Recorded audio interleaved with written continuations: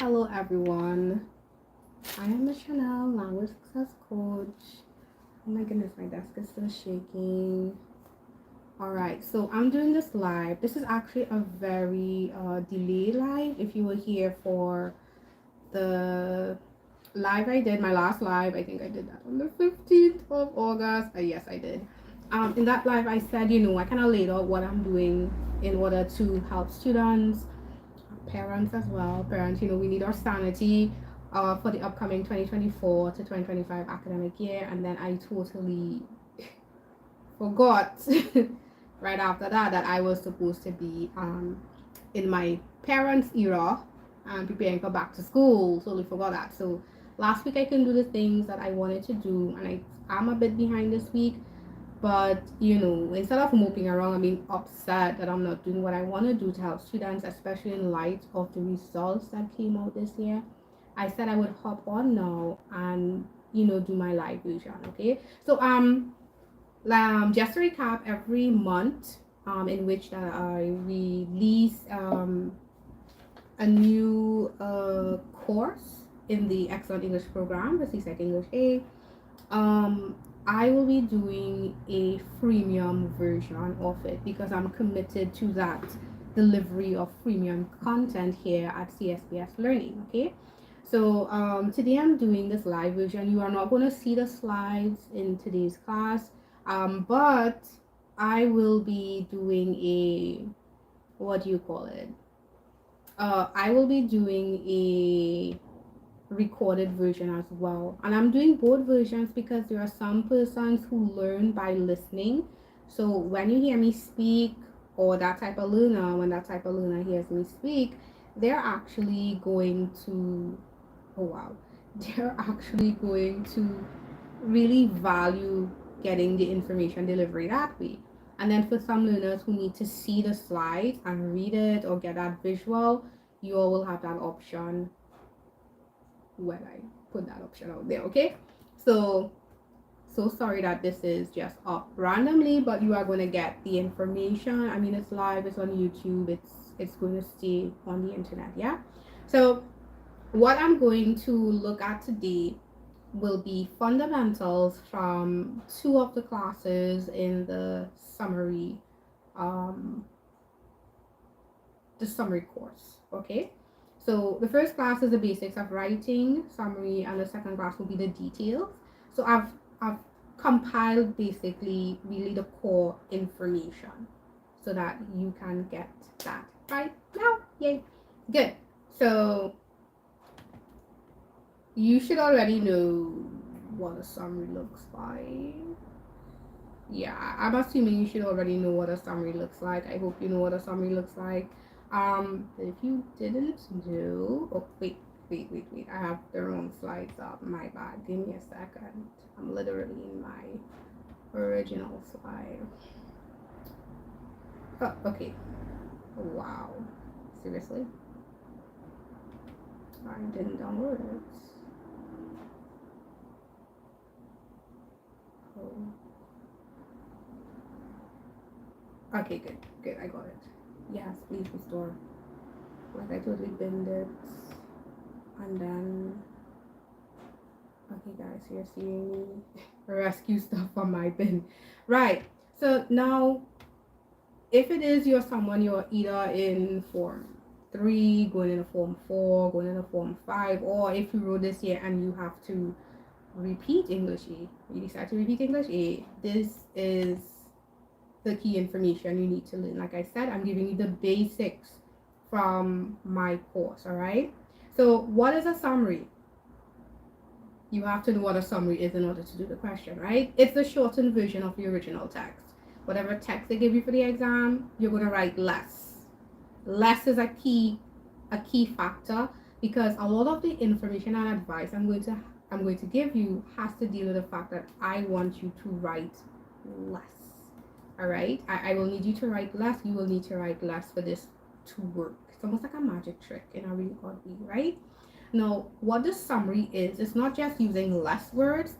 It's using less words, yes, but you have to give me the same intent and purpose as the original text. So you're going to take the key ideas from that original text and you're going to repurpose it in your summary. And when I say take the key ideas, you're taking the most important and the most relevant ones, right? It sounds really simple in theory, but then sometimes it feels very, very confusing, right? Don't worry, I fully understand. Hopefully, I'll go through this and it will make more sense to you, all right? So, for summary, a lot of students often say, Miss, what's the format for summary? And I would say there's no format. If it is, you stick around for Freemium when I release short story and argumentative especially. Yeah, they're formatted and informative as well, but for those questions, I can give you more detailed instruction in terms of what to put where. It's very hard for me to do that for summary because this is about putting it in your own words. So you actually have a lot of creative leeway in terms of how you would tell the story, but you still got to use the actual information from the story. I know it's kind of weird, but not weird at the same time, right? Summary, it should not be more than 120 words, and I think when I look at the articles, they are often not more than 500 words. Some of them might be, yeah, somewhere between 4 and 5, maybe 300 to 5 as a really good range. So the original article is somewhere between 300 to 5, and then your summary needs to be 120. It needs to be a lot shorter, right? I know. So another important thing to remember about your response to summary is that those main points that a lot of y'all, those main points give, if not more, nearly as much trouble as a summary. You need to have those 5 main points, those 5 sentences, and that contributes to your overall mark. Those are, as far as I can see from the mark scheme, those are assessed separately. All right, so I'm going to recap exam instructions for you guys, because if you don't know the instructions, you're going to have problems. Okay. And I also consider reading the question itself instructions. I did a class the other day and my student was like, well, it wasn't for CSEC, it was for primary school.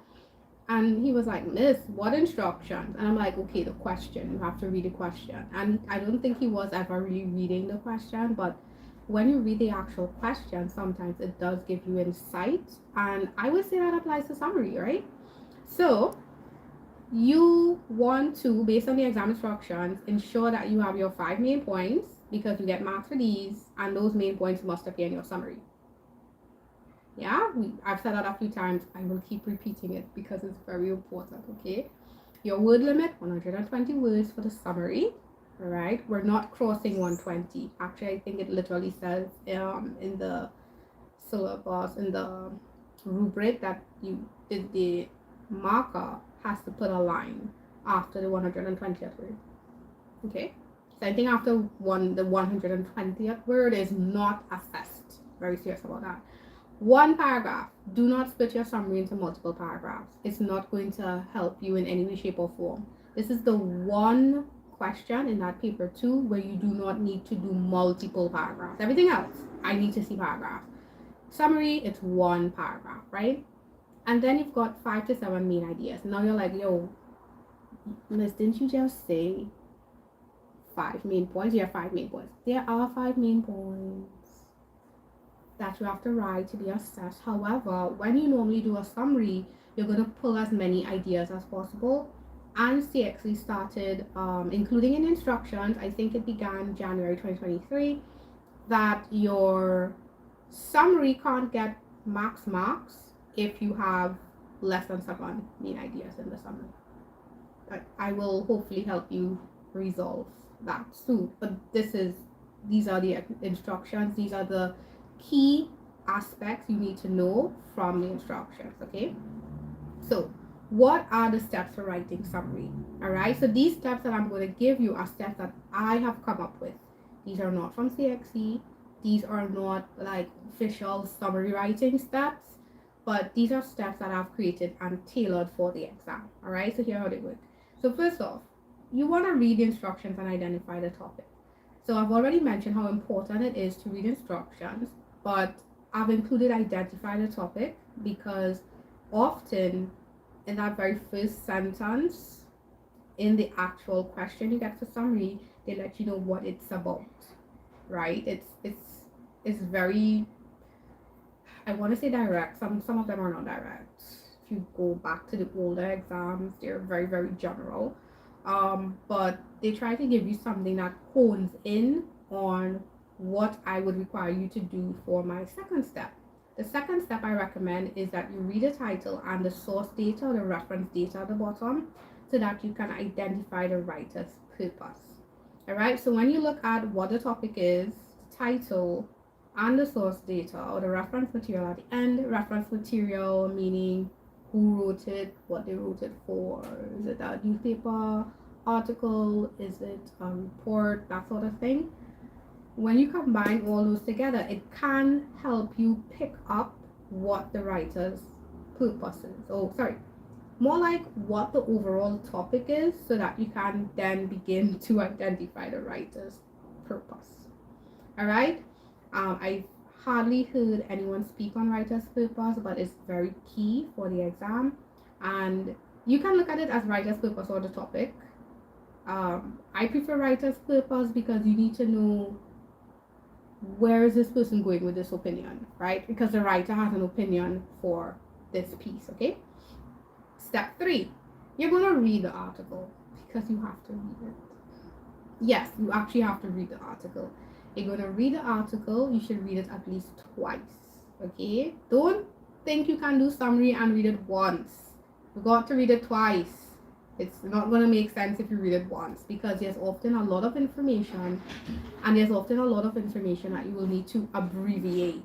Abbreviate means to summarize, okay?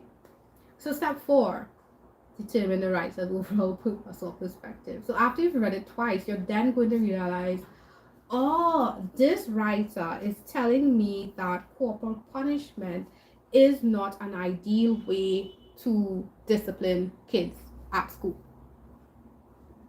Right? Once we know that's the writer's perspective, it's a lot easier to align the main points. And that's taking us to step 5. Step 5 is underline or highlight 7 to 10 sentences which support the writer's purpose or perspective. Now, like if you ever see me do a summary, I don't know if I'll do one live for here, but as I start looking at the title and the topic and the source material, I start to kind of pinpoint sentences that jump out at me. And by my second read, I know which ones definitely sound solid because I figured out the writer's purpose. And if I do a third read, I like to do a third quick read, it's really solidified for me. All right, it's really solidified at that point in time. And now I know what sentences or sections I'm going to go with for the exam, for my response. Yeah, it's literally that easy. It's not rocket science. You just pick which ones make most sense to you. All right, and don't overthink it. Just try to pick something, because I'll interject this here. I've seen a lot of students fail at summary because they've just been stuck. Like they freeze. So I had one student, when we were preparing for summary, I told him, yo, do your summary last. So for exams, he did his summary last. He did really well. I can't remember if he got a 2 or 1, but he was not doing that well before. So we were good with those results. But the first time we did practice papers, he was doing his summary first, because it's the first question, you do it first, right? You don't have to for the exam. But he did a summary first, and then he spent like an hour and a half on it. He didn't finish the paper in the allotted time. He didn't finish the paper. So I told him, yeah, what? Do the informative, do your argumentative, do your short story, and then do your summary. And that way, it was a lot easier for him because of the limited time he would have at the end. He kind of forced himself just to get it done. And sometimes you just need to get it done to get your marks. I'm telling you, just get it done and get your marks. And then we're going to go to our last step, step 6. Step 6 is you take those 5 main points, the top points. And when I say top points, it's the points that are most relevant most appropriate, most aligned, most connected, most linked. I'm using all these. Your ring, don't be doing that. Okay. All these synonyms to help you understand. You want to take points that connect with the purpose, and that's what you're putting in your summary. Right? So you have to include the 5 main points, and then you have to have additional points. And that may sound like a miss. I'll be doing it shorter. It's not possible to do that. It is actually very possible to do that. All right. What I'm going to take you through now will be some do's and some don'ts for summary.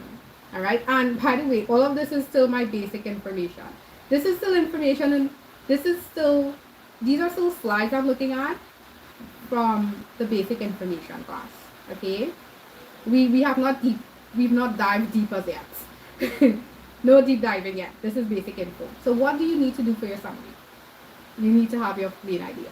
Do not run away from the main ideas. I've got a lot of students I've had students before who try to write the summary and ignore the main ideas. It just does not work. I did have one student, and for her it was easier to write the summary because her brain, she thought like that. It was easier for her to write the prose of the summary, prose meaning the paragraph itself. It was easier for her to write that and then extract the main ideas. If that's something you can do, no problem. I just need to see the main ideas. And even if you do it that way, you still need to read the text and identify the main ideas. Yeah, we still got to identify it. So you need to find 5 to 7 main ideas as per CXC. I like to go beyond the 7, or actually what I normally do is I just pick as many as possible. Like anything that seems like, ooh, that's major, that might be major, that's major, might be major, I highlight in a particular way.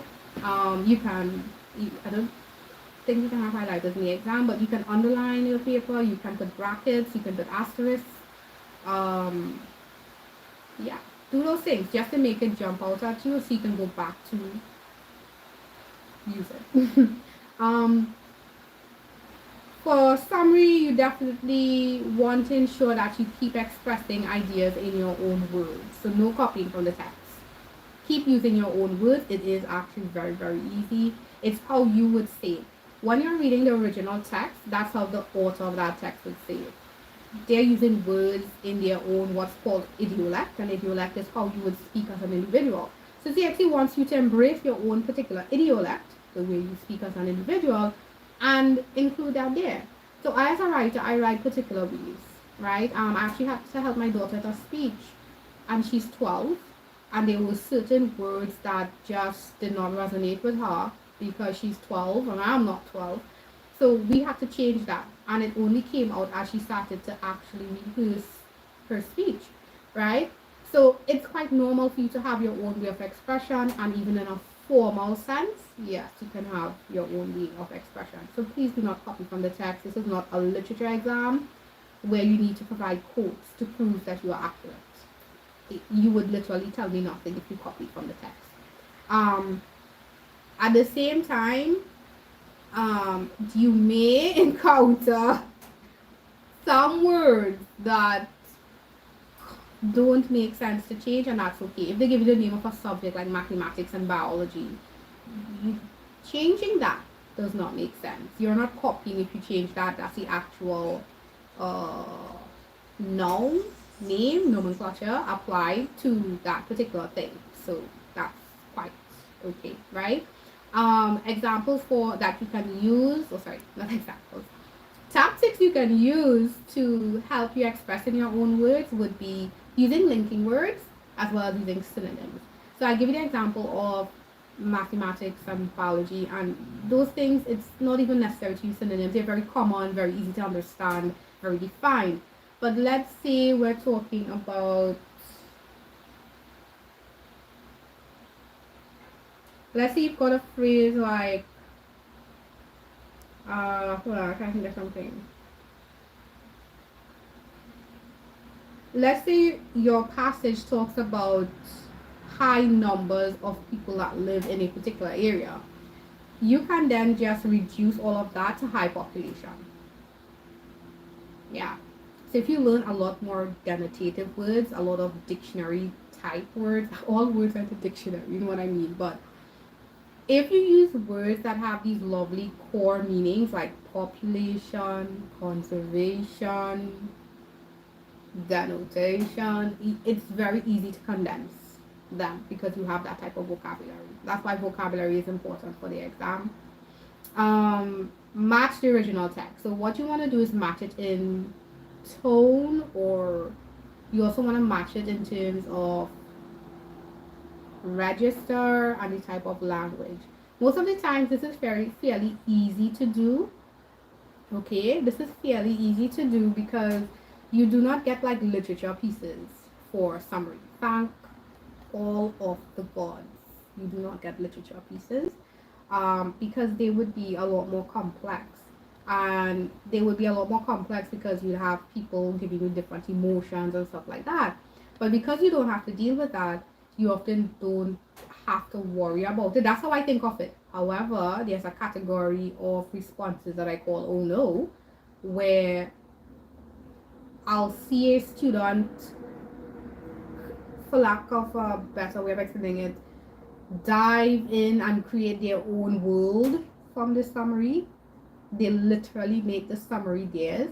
And when they do something like that, what really happens is that it's no longer a summary. It's something else. It's either a short story or an argumentative piece. And those persons tend to inject emotion when there might not have been emotion, right? So you want to make sure if it is giving you just very neutral tone, keep up the neutral tone. If you can see that there's a bias towards a particular point of view, because sometimes you get text where the author is expressing a particular opinion, you need to keep your language to support that bias.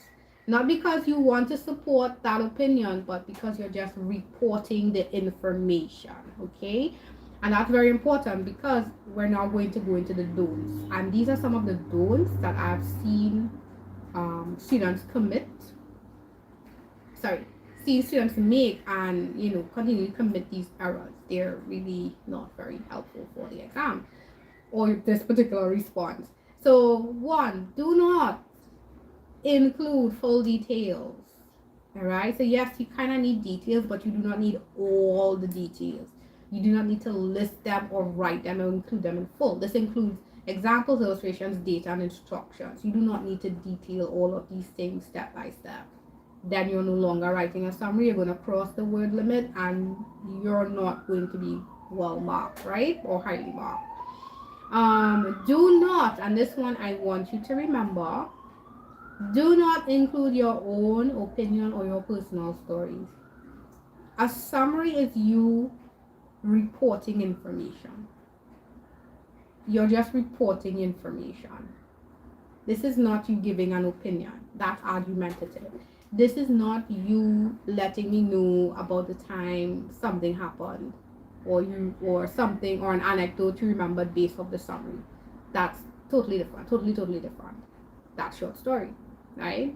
It's not a prompt. It's not a point of discussion. You are carrying the message. All you need to do is carry the message. That's essentially it. Once you can carry that message, we good. All right, we good. No repetition. So this is kind of very similar to full details, but also don't repeat stuff. If you already, let's say you got a summary and you've got a great first point, you have the first point and then you repeat the first point. Whether you do it right after or whether you do it later on in your summary, don't repeat your points, don't repeat information. You repeat information, you end up in a position of giving too many details, and that does not make sense, right? And this last thing, I already mentioned it before, do not quote the original text. It does not help me assess you. My brain freezes when I see stuff like that. It's like, oh, what do I do with this? I can't do anything with it because you've not written it in your own words. You've just basically copied from the original text. Yes, we're copying, but we don't want to copy exactly. You want to put your own spin on it. Oh, no, sorry. You don't want to put your own spin on it. That's problematic when if I tell you put your own spin on it. You want to carry the message as yourself. Okay? You want to carry the message as yourself, right? So what I'm going to recap right now, and I think we're in a deep dive section, guys. So we finished basics, right? That was my freemium basics. That's 10 slides, guys. And I've got 13 more slides to go, and this is where I'm going to deep dive a bit, all right? And like I said, I'm really giving you the fundamentals here. So what are the aims of summary writing? For some of you all, understanding why you have to do this will help, and that's why I've included this here. I want to make sure and capture as many learning styles as possible, okay? So when you're doing summaries, test your ability to understand and comprehend the article. Honestly, this is where nearly, I'd say the majority of students, they fail at this point. Comprehension is really the main issue with summary. Summary is not the issue with summary. Comprehension is the issue with summary. So you can't move on to main points and summary because you're still stuck on what is this about. And I would say CXE is really trying their hardest to bring better articles. I've seen an improvement in articles. If you've not heard me rant about the previous articles, especially the one with the moon, I really dislike the one with the moon. I don't even like to give it in class because I feel like that's such a crazy article. There's a lot going on in it, like a lot. It's as crazy as the topic that they're talking about in that moon article. I absolutely hate it. So when I saw that they moved away from that absolute madness that they used to do, and they're bringing a lot more, I think they're trying to bring youth-centered topics, but let's be real, not everyone is sitting home thinking about alternative sentencing or, environment is considered very youth-based right now. It's just that if you lack the knowledge, it's going to be confusing. I'm able to understand a lot of the summary articles because I read and I have awareness of a lot of different things. So I've just got a lot of random knowledge in my brain, so it's easier. So this is where reading more helps you, and not just fiction. I recommend you read factual stuff. If you have a topic you're interested in, it can be hairdressing, it can be makeup, it can be Roblox, it can be game design, it can be game theory, it can be analysis of movies and stuff like that. You for sure could search the internet and find an article. Hopefully you get good ones, because some articles are kind of questionable. However, I still recommend you read the written word, because reading and understanding the written word is a different process. Okay, it's just gonna help you. So you need to start understanding the articles. Okay? Then summary writing also tests your ability to identify the main points. So whenever you read something, you need to figure out, why was that a key part? Now you might be thinking, that's really hard, I don't do that. That's a lie, and you know it. If you saw some incident and you needed to go tell a friend about it or tell a family member about it, you are going to relay the key incident. There was an accident. Let me tell you how the accident happened. So the guy, he was running across the road after his dog, and that red car just speed out of nowhere and bam, hit him.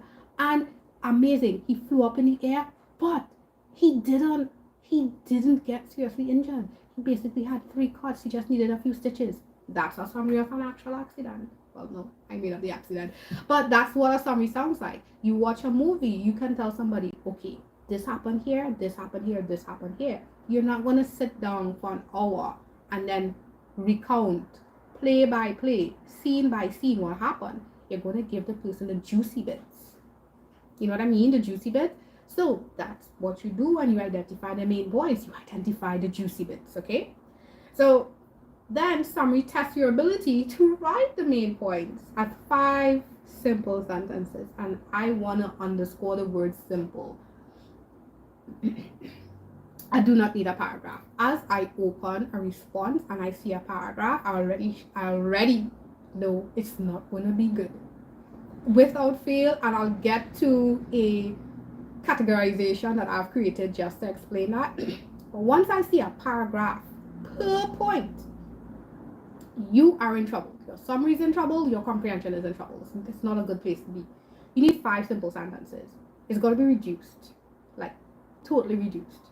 Like, let me be really helpful, and I'm actually going to go to an example. I'm going to read. I didn't include it, and I don't have the article up, but I'm going to read an example of a good main point. All right, and this is from an article I created for students. Okay, so coffee houses are a zone where patrons can socialize, be productive, strategize, and network. That's an example of a good main point. Okay, I'll give you another one. Coffee houses welcome patrons whether they are there to consume coffee or not. So what a main point is supposed to do is supposed to give me directly what it's about. I must get the full idea of that point in one go. And how can I track it? Because I have the original text, and that's how we assess you guys, right? So 5 simple sentences. It's not long, it's not drawn out. And I'll kind of give you now a comparison of drawn out. Oh, I don't have my drawn out comparison here. I apologize. You're not going to get that today. My bad. But let me tell you, it's not going to be nice.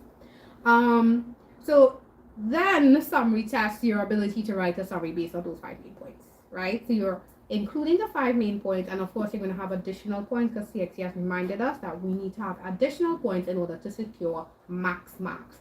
Yes, it is, I believe, possible to get max marks in English. I think it's very hard to get max marks in each question, but yes, it's possible according to the rubric. What are the main points of summary writing? Again, these are proof.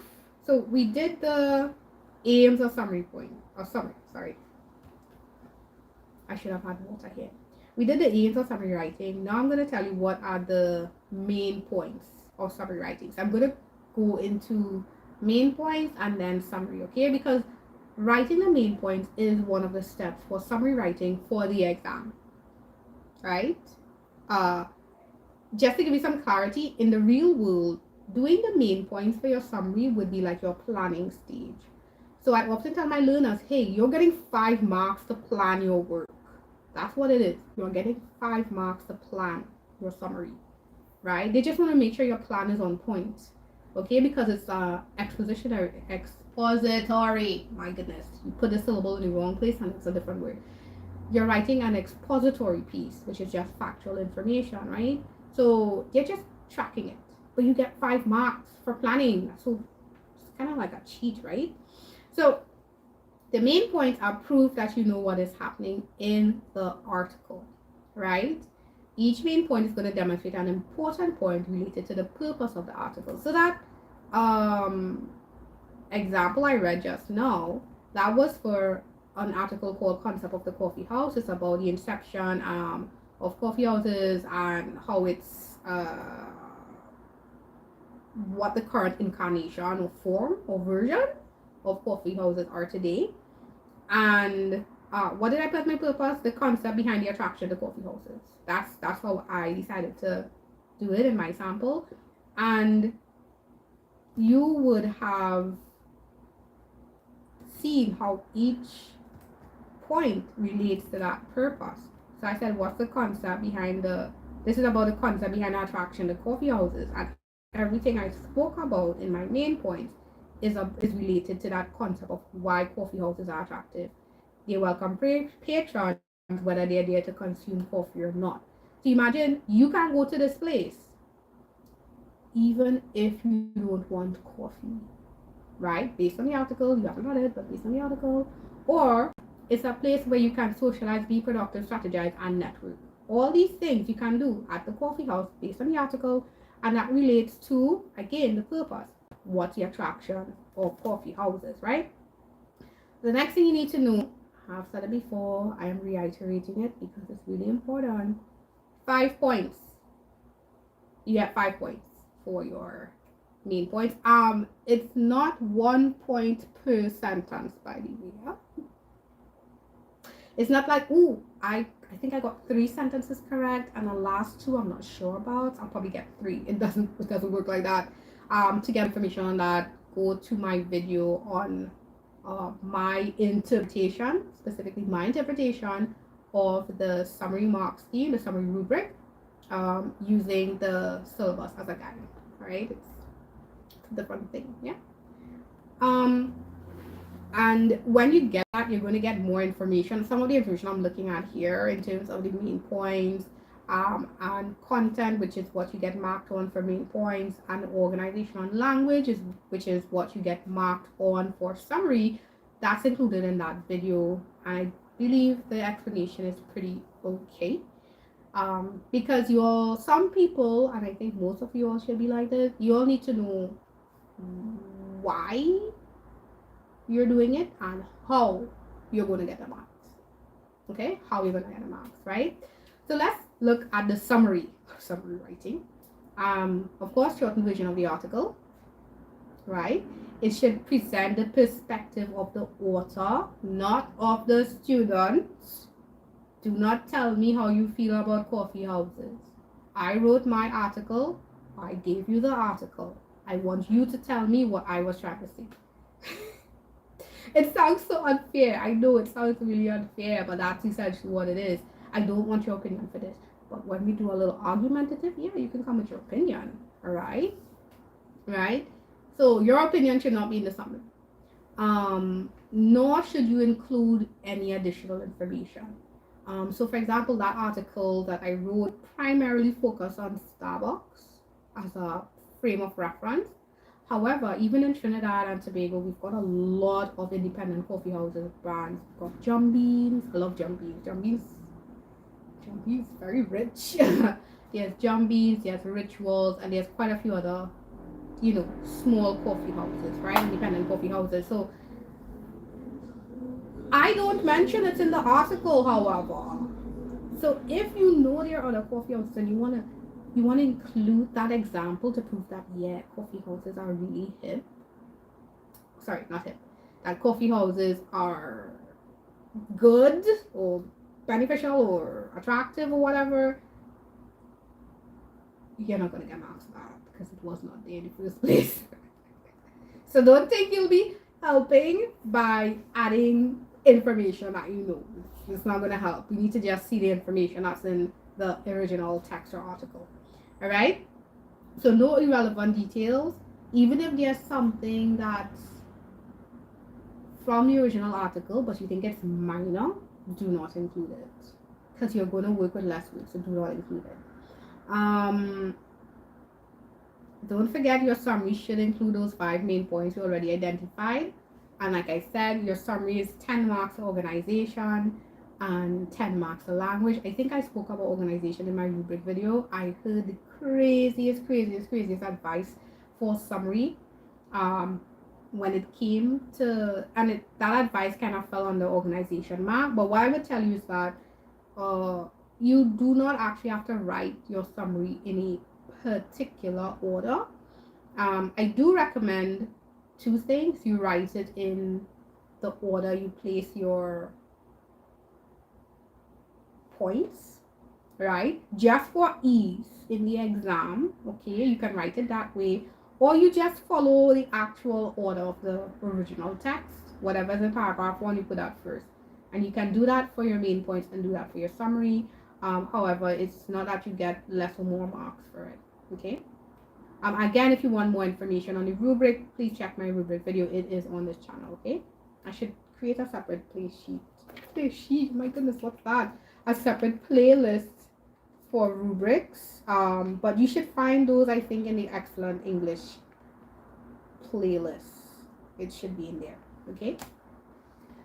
Yeah, so excellent English is everything. I believe English can be made excellent for you. Yeah. Here is my recommended exam process. All right, so this is like a deeper dive into it. Like I said, we're in a deep dive section. And once more, let me underscore, this is the process I teach. So if it is you want something for CXE, from CXE, you're welcome to look for it. But this is a process that I'm teaching and that my learners would tend to use, and the ones who incorporate it, I would say, or incorporate at very least the concept of it, they tend to do very well. All right. So here's the recommended exam process. Read the instructions, read them twice. Because you want to make sure CXE didn't add anything like it did in January 2023. Okay, I'll leave that there. Get in terms of the article and the reference information, you want to make sure you read that. Like I said, you need to read it at least twice to really be able to center yourself and understand, comprehend what it is you have to work with. You need to figure out the purpose of the article. Is this about the history of coffee houses, or is this about why people visit coffee houses? Those are two different things. All right. Then you want to identify your top 7 points. I'm saying identify your top 7 points early, because you know you're going to have at least 7 points in your summary, right? From those 7 points, you're going to take the top 5, the 5 most relevant, 5 most important, write them in your own words as main points. Yes, I do recommend start using your own words from the main points. I've seen some students attempt to write in their own words for summary, but they lift their main points from the text. So they copy their main points straight from the text, and then they try to change it up for summary, for the actual summary, and it always has a disconnect. I would say that it gets better for you if you start writing in your own words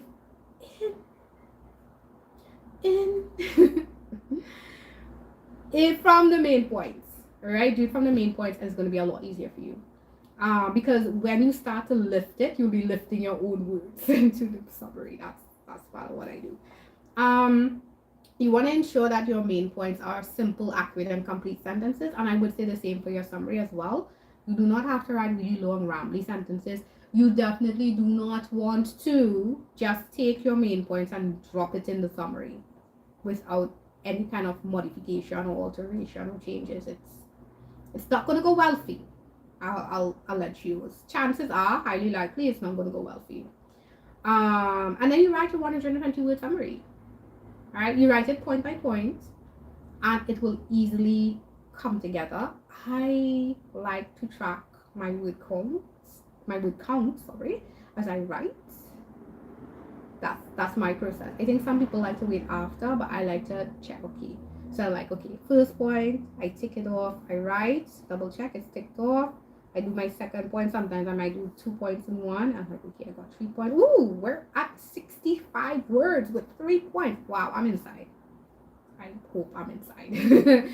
Right? So that's what you want to do for that step, right? So now I'm going to give you like a bonus, right? Because we finished all the fundamentals already. But this is an absolutely awesome bonus I'm going to give you now.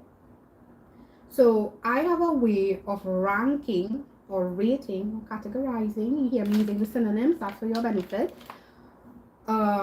Different types of responses I've gotten for summary. Oddly enough, I think I have a category for summary and not for the others as yet. But I definitely have a category for this because I've seen enough work. And it's often because I do like to start with summary first. As you can see, for the Excellent English ACE course. Great. The rain's coming back again. I started with summary first, and I do start with summary first because this is the one that gives many students the most issues. I've got students who are good at English, not so good at English, medium good at English. Everybody got problems with it. I have problems with summary.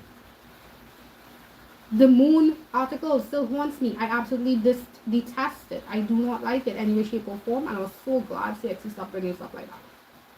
That moon article was, you know, I just couldn't with that moon article. Anyway, so I'm going to tell you about good, not good, and oh no. I'm going to give you this version for the points, okay, but for the main points, but this categorization can work for summary as well, okay. So what are good points. We need to know what to do first, right? We want to get good points, right? These are points that give you accurate information. Complete accurate information. So I'm not missing anything from that accuracy. And they are to the point without unnecessary or additional details. You tell me about the coffee house and I don't need but you don't have to let me know that you go there every Saturday at 2 p.m. and order a venti coffee latte with extra caramel. Unnecessary. You give me the actual information that's in the article. Accurate based on the article. So even if they, again, remember you're carrying the message. So even if you know that something is wrong in the article, you don't agree with it, you are just carrying the message. It's not your message. You're just carrying their message. You're just reporting it. Okay? Very good. So again, to reiterate, good points are those which give accurate information. They're complete, to the point, without any additional or unnecessary details. I know. Then we got not good points. Not good points, I would say, are way too short, and they have inaccurate, well, it's not that inaccurate, but they feel inaccurate or they become inaccurate because there's information missing. So it's like, instead of saying coffee houses welcome patrons whether they are there to consume coffee or not, a not good version of this would be coffee houses welcome people. It's like and. So there's a sense of wanting to add and for students that I mark, I actually was doing it with a student this year.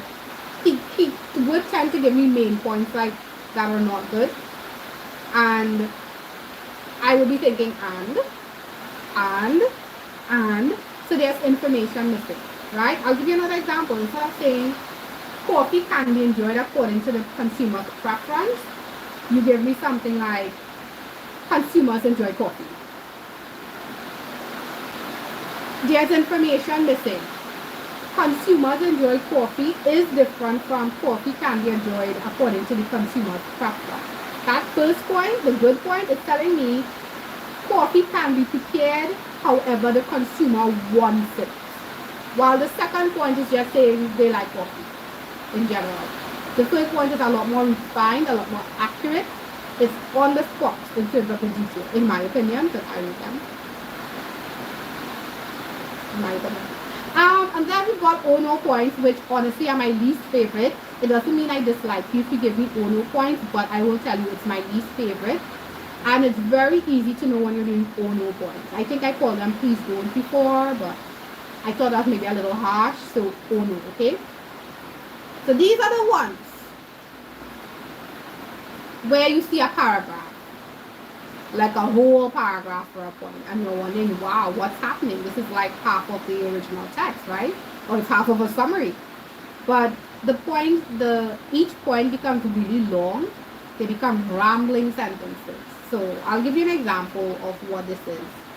So instead of coffee can be enjoyed according to the consumer's preference, you get something more like coffee is a beverage which anyone can enjoy, whether it is hot or whether it is cold, because the consumer's preference is important and crucial to the enjoyment of the beverage.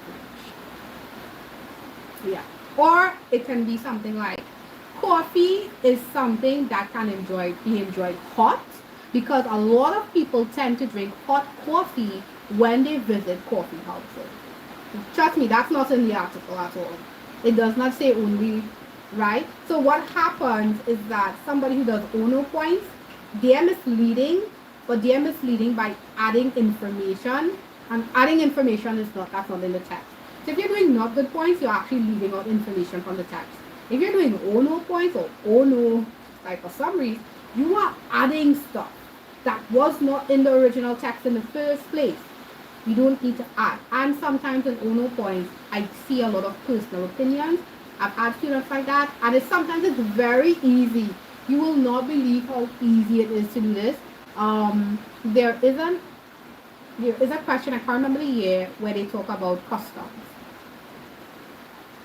And I had um, a repeater, right?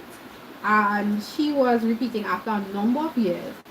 And what was so interesting about when she read our article, we already have this concept of customs as clearing goods. You clear the package for Christmas. They might charge you too much or not. But in that article, customs was considered integral to border security, like protection of borders. So she was writing her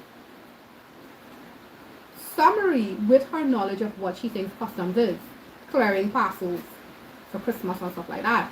And it was a very easy trap, a very, very, very easy trap. But it became an ono response because that's not what the article was about. And I used to enjoy reading that article because for me it was like, oh, I didn't know customs was like this. Oh, this is what they want me to do. Customs is border security. Okay. But that's what you have to do. You have to be able to read the article, decipher what this person is trying to say. So if you get an article and it's about virtual reality, living in the metaverse, and going to school in the metaverse, and having friends in the metaverse, and living your entire life in the metaverse, you may agree or disagree, but you're going to have to give me the information from the article if you're writing a summary. And that's what it is. Guys, I hope this Freemium live version was very helpful. I did not expect it to be this long, but it's information that you can use to improve your responses. Like I said, there's going to be a recorded version of this where I'm going to actually show you the slides. Yes, it's going to be the same information, but again, some people do prefer to learn by actually seeing the slides, and that's how they learn. So I want to help as many learners with diverse learning styles as possible. And if it is, you were so wowed by this and you want some of the information that's in the premium, the premium is available once you message me. My contact information is in the description. And you can message me Facebook or IG, and I will get in contact with you and you can sign up. All right, it's just $350 TT, and you are going to get 4 classes. Is 4 classes? 4 classes? Yes. No, my bad. It's not 4 classes. It's actually 6 classes. Is it 6 classes? I can't remember. Oh no, it is 6 classes. My bad. My brain froze. So it's 6 classes, right? But each class is a certain number of videos, right? So the first class is about the basics. That's 1 video. The second class, which is a deep dive, is a lot longer. It's got a lot more examples. We just completed a deep dive in the last, I think, 13 slides. That deep dive had to be split into 3 separate videos because it's much longer. And then for class 3, 4, 5, and 6, what we're actually doing is we're going to focus on a specific article and break it down, and I include examples. So those articles are articles that I have written. So like I was giving you examples from Concept of the Coffee House. That's the first article we do. That's the article we do in class 3. And I will break it down. I will show you how I highlight my points, how I identify points. You can have slightly different points, and that's okay. But I must be able to see the weight of it in the summary, in the main points and the summary.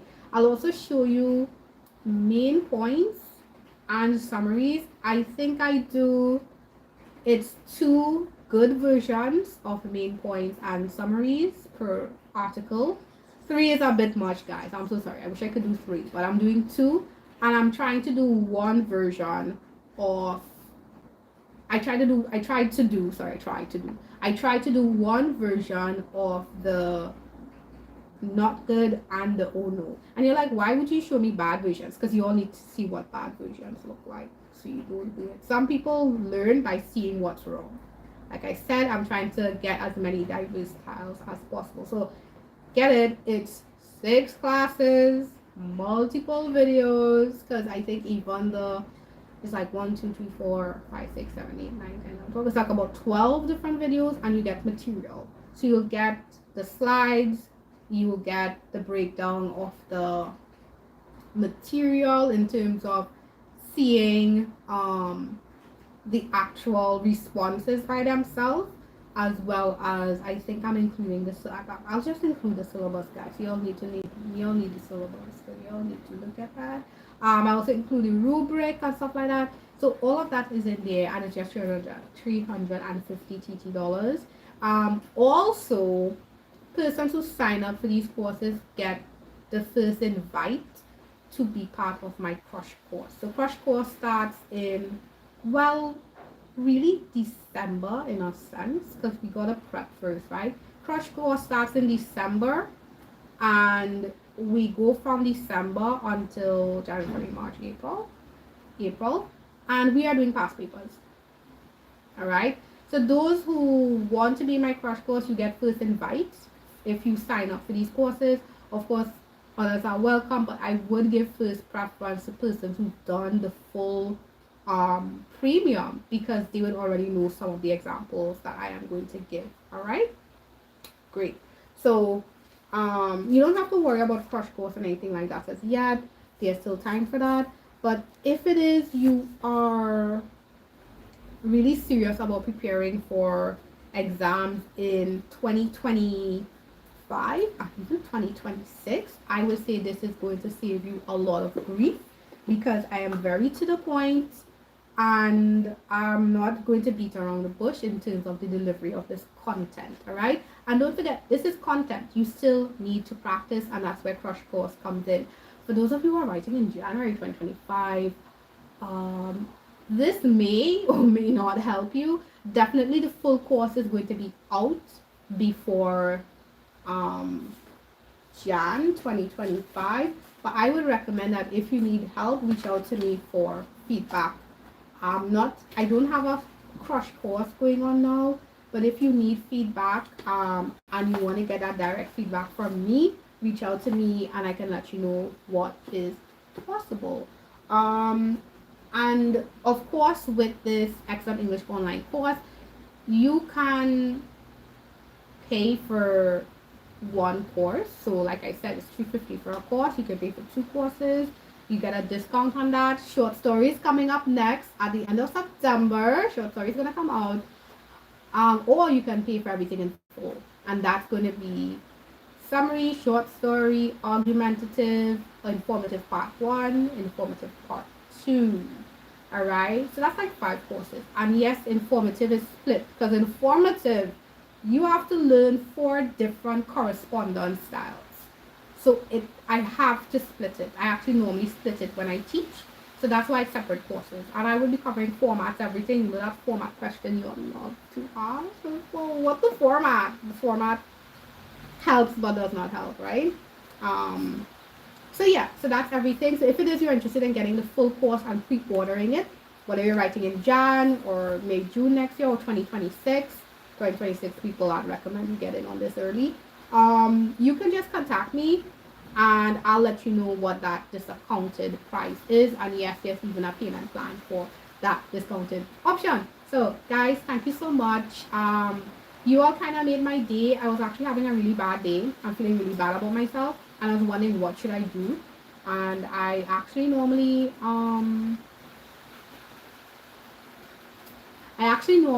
write on my own. I work on my novels, and that wasn't helping. I was like, yo, I need to give back and help somebody, and I decided to put up the freemium instead. It's delayed, and I'm so sorry about that, but again, it's up here now and it's live, and any of you can look at it. And I thank you for listening, and I hope my delivery made sense. If anything did not make sense, please do not hesitate to comment. I am here as well to learn from you and learn how I can improve my explanations. When I first started teaching, I thought something like a paper 1 was easy peasy lemon squeezy, and then I learned that it's very challenging for a lot of students, and then I figured out why it's challenging for a lot of students. So guys, thank you. Please don't be afraid to or shy to message me. If you don't want to comment, you can message me directly and I will work on it. So thank you so much and have a great day. All right, and I would say my words that I love to give in my class, so let me end with it. It's going to be, here are the words: I am succeeding, I am successful, I know myself, I love myself. Bye everyone.